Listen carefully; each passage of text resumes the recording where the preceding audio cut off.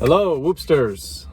Special edition, Macarons and Motorcars. Coming at you straight out of Brooklyn. We're here live from New York City, Brooklyn Borough. We're borrowing our friend Robbie's car because neither Matt and I have cars. Yeah. So, Macarons and Motorcars, New York edition. New York edition, special edition. Yeah. A few things for you guys today. We're going to touch a little bit on the event cart. We had a nice event we did this weekend. I posted on Facebook earlier.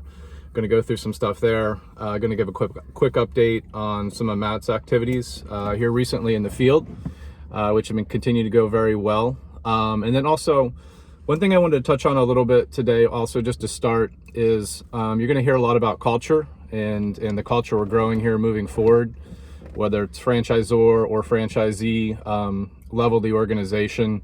A lot of it's going to be based around accountability, performance, KPIs, metrics, just simply being kind to each other and trying to lift each other up, and always trying to improve upon what we're doing, and just help each other out. And that's really what we want to do moving forward. Absolutely. As we kind of continue to grow franchise and grow the franchise system.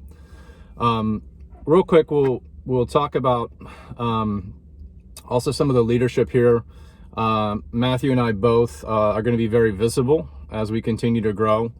We're going to vocally lead. We're also you're going to see a lot of leadership by example. Yep. I mean, that's kind of my MO, right? Yeah.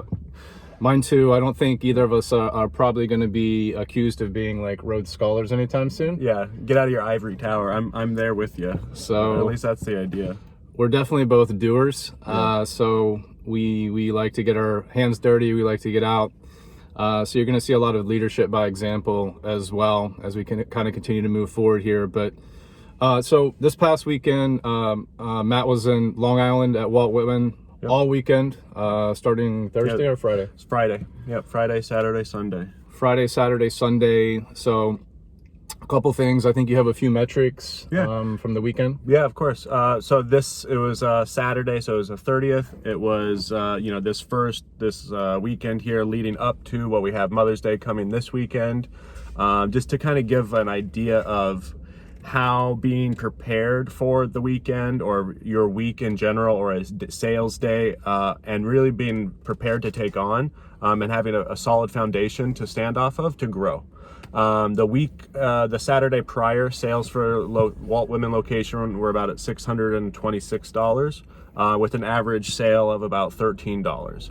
And that's pretty typical, kind of what we see of a location when you don't have that focus on the sales script that we've been rolling out, the focus on the two products of the dozen or the 18-piece or the best tasting and best gifting. And then also just a general layout. These are all aspects that you've seen Raj and Ben and we've been talking about, discussing, and slowly rolling out. I came in with the direction of Ben and with the owner there, Hershey out of Walt Whitman, and with Raj's assistants and Gall supporting from behind. And we had a great Saturday. I mean, that weekend prior, we did 630 in sales, $13 average. Well, this last Saturday, the 30th, it was just under $1,400 in sales. So at least a 50% jump in sales there. But then also two really exciting little metrics that came out of that were the average sale. The average sale this last Saturday was almost $25. And that's, again, a double of that original metric from the weekend or the Saturday prior. Awesome. Lastly, also with a focus on the progression of what your interaction with your customers looks like. So you have that initial interaction via the glass display and your employee behind. You make the sale and then you transition over to your register base, right, and your iPad. Then you make sure that your Revel is set up so that your credit card tips are being processed. At this location, we had no credit card tips processing, no real type of flow design. So with just a little bit of effort and a little bit of thought to what that process looks like, and this process you've seen rolled out via Raj and I this last 6 weeks as we've been doing like our road tour. we were able to get the credit card tips up and pumping. The girl that I was working with that Saturday made $77. It was 11 to 9, the store hours. We did the math or whatever. It's like a $10, an hour. $10 is like 9.625 in just credit card tips. And that right there got that employee so excited and realizing, oh wow. So following the script, and we're not saying follow it verbatim, but use this as a structure, as a foundation for your approach with your customers. And we see metric increases across the board. So I was really happy with that. And so just happy to be able to share that. So thanks for bringing that up. Yep, that was good. So, looking at employee retention, another $10 an hour. That's a great way to keep good employees for sure. Yeah. I think we all can agree to this. The other thing, we've been in the, been in your markets, we've done the Whoops walks, but we're doing them here too. We're doing them ourselves. Matt was out on Long Island again the other day, did a great Whoops walk, starting potentially a very big opportunity with Mercedes-Benz, who also owns some other dealerships. So we're starting conversations with them. Just a friendly reminder, let's keep pushing the Whoops walks a couple hours a week. Just get out there in your communities. And the other big thing I want to hit on today is the event cart. Events are opening back up. Farmers markets, just, stuff where there's people, office buildings, all that stuff's happening again, starting to come back. So just a good reminder to get the event cart back out. We had an opportunity specifically to donate some macaroons to the Michael J. Fox Foundation to raise money for Parkinson's disease. You guys get this sometimes, right? Foundation reaches out, they want you to donate macaroons. Do I do it? Do I not do it? When does it make sense? All these things. So I jotted down a few notes, a couple things to think about. And also too, if you're looking at something, you're not sure whether to do it or not, franchise support at buywhoops.com. Send it to Matt. We'll get on the phone. We'll help you troubleshoot it, see if it makes sense. So always want to support you guys if you're looking at something and are not sure. But who's going to be there? Who's going to be at the event? What type of event is it? Is it a high dollar event? This one specifically was. There was a lot of donors and people with wealth at the event. So great visibility, regardless. Great visibility, regardless. All business people.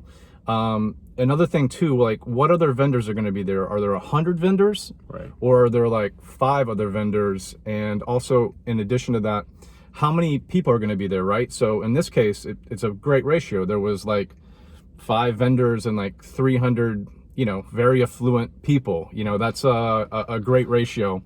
It's a great room to find yourself in. For sure.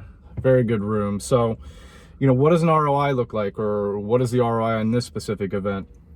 So that will be determined a little bit, but just the economics of it, I calculated we donated about $200 worth of macaroons at cost.